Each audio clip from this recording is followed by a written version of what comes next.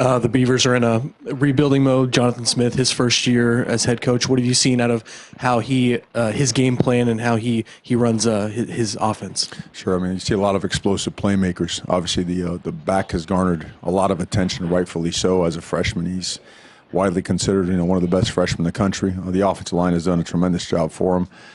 There's a lot of carryover to what you've seen in Coach Smith's history. He does a great job. Great football coach. Extremely smart.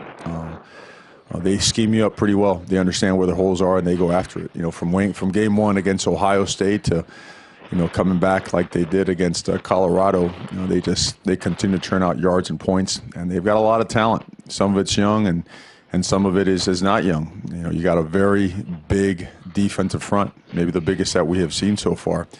And when they're on point, they hurt you. They can make a lot of plays. So a tremendous amount of respect for them. They've got a good football team, and we know that we'll get their best, just like they're going to get our best. Hayden kind of touched on it, but just the explosiveness at receiver seems like they've got multiple guys that can be big play threats, and Hodgkins, Bradford, and Hernandez. What do you make of that trio of guys? Well, they're very disciplined route runners, number one. I mean, they understand their offense really well. They understand coverages. They set you up really well. They're polished route runners, I should say. And they're explosive. They're guys that have legitimate speed. They can create separation. They find soft spots, and they catch the ball with their hands. They're not body catchers. They get their hands out there. They secure the football. They're good with the run after a catch. I mean, there's it's no secret why they're scoring so many points. They've got a really good, really good offense. You had a couple, I think, previously unheralded walk-ons make some plays. Justin Collins with the catch at the end of the first half. I think Nate Hugliani played the last couple of series on defense. Mm-hmm.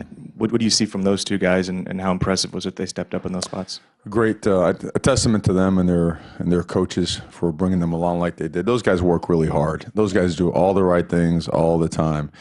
And we over here, there is no judgment whether you're a 5-year, a 5th-year senior, whether you just walked on. If you're producing and you show that you can be trusted out on that football field, you're going to get a shot. So opportunity now tapped on their shoulder on Saturday, and a huge play by Justin. I mean, absolute humongous play to get us down there right before the touchdown, before the half. And then, Nate Hugliani got himself 14 snaps. If you saw the short yardage play and how he fit in there and made a stop on that, it was an assist on the stop, as well as he did a great job lining up, helping other guys line up while they were going tempo. He's a really good football player, very smart, very instinctive. He's physical. He's a good linebacker, and we expect those guys to continue to contribute more and more. Aaron, how much do you make of this week in talking to the team about what's literally at stake here beyond the rivalry itself? Not to take away from it, but obviously when they're in a bit of a rebuild and this is the end of their season one way or another, you guys are playing for bowl positioning. Do you make that part of the conversation and part of the message at all? I think it's always you always assess yourself, the opponent. You talk about both. We're rebuilding a program too, and to me, that's the biggest focus of anything else. We got to understand where we are, where we're going, and the progress that we've made, and we want to continue it. So I'd say the bulk of the focus is on that. We recognize, again, the good players that they have, and the type of play that they have shown that they are capable of on several instances. And, when you watch film, you really get to see a lot of things that probably doesn't make it out there in the media. There's so many times in a game where they're about to close it out or they're about to take it over, and whether it was a 4th down stop or whether it was a miscue, kind of flipped the game the other way. And so we recognize that this team has a lot of good football players, and that's why we have so much respect for them. We're looking forward to playing them. Back on the left, Hayden. Oregon State hasn't been afraid to use several trick plays this season. They used several against Washington State. I'm sure you saw that. What do you tell your guys about, especially on special teams, always kind of keeping your head on a swivel? Play discipline, because if you start telling your players, watch this, watch that, they're going to watch their own job and their own responsibilities. So because we've seen all kinds of stuff on offense and on special teams as well, discipline is at a premium. It always has been. So number one, that can never change. That's always got to be one of the absolute principles and values of what you do. But you show them the tape so that you understand, look, some other teams might have shown one every now and then and maybe not run it. But these guys do. They run it. So don't let your eyes drift. don't take for granted your responsibility has been taken care of. Make sure that you go through the echo of the whistle and beyond to assure that we don't get surprised by one of those plays, because you saw the kickoff, right? You saw the fake punt. I mean, those are things that are game changers, gaining possessions. And we've got to make sure that we're on the road playing a conference game. We can't give up any possessions.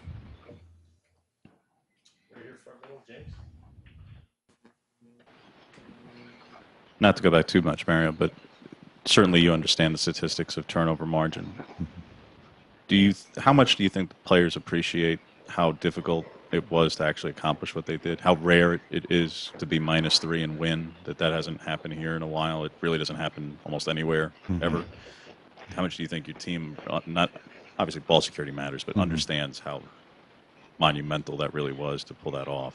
I think we're educated to the point where we understand it, how difficult that is to overcome. I don't know if many people really truly understand how hard that is to have 4 turnovers in a game and still find a way to win.